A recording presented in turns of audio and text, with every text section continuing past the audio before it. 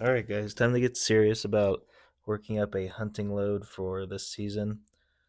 One thing to think about is my Sig Cross here has a 16-inch barrel, so I'm going to be hindered in velocity from the get go.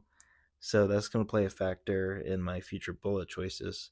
Here I've got the 168 grain Berger Classic Hunter, sort of a hybrid between a match and a hunting bullet. Basically, something that expands good or fragments at lower velocities.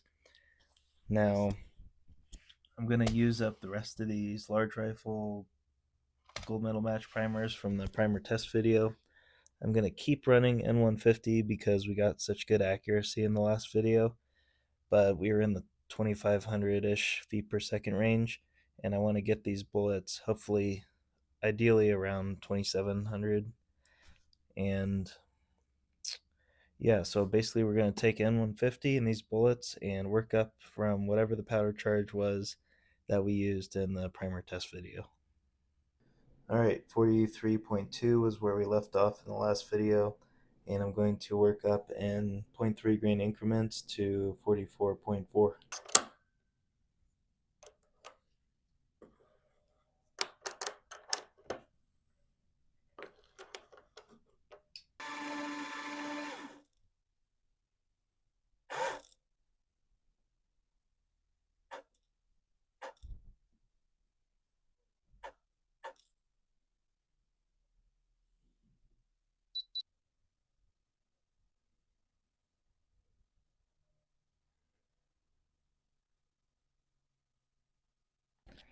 Here is the first charge of 43.2 grains, and we're seeing these to about 2.8 like usual. This box of burgers looks like it's been sitting around for a while.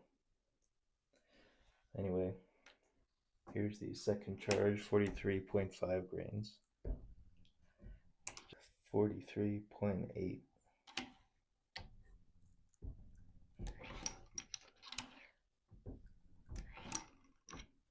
Here's 44.1.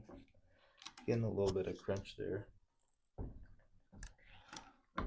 Here is the last charge of 44.4 with a little bit of crunch.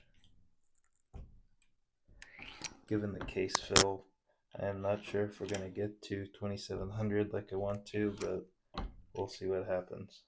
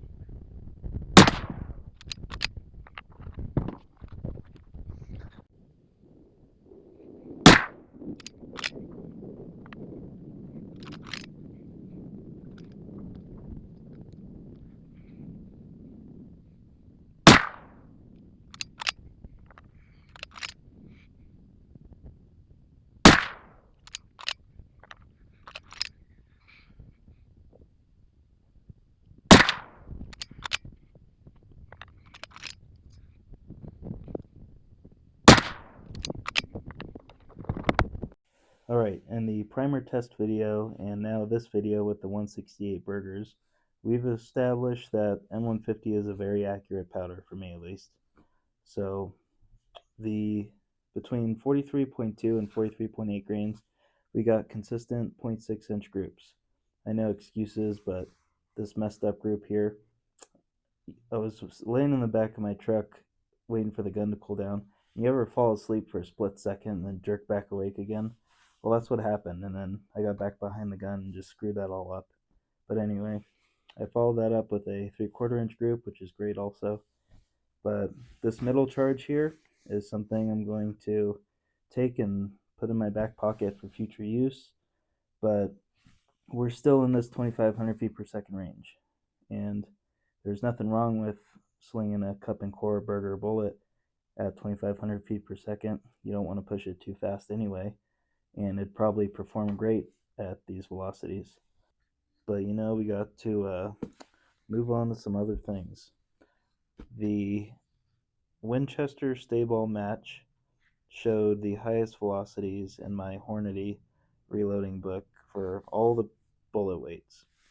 And I picked up some of this. I also found out about a website called submoashooting.com, and they sell 12 bullet sample packs on their website, and that's pretty cool. So I went on there.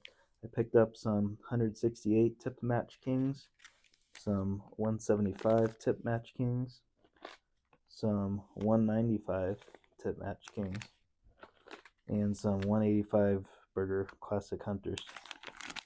So in the next video, we're going to take this stay-ball match, not go so in depth just yet, but we're going to cast a wide net, see what kind of velocities we can get with all these different bullets. So once again, I'd appreciate it if you'd like. Put a comment down below powders and bullets you'd like to see me test in the future, and hit the subscribe button.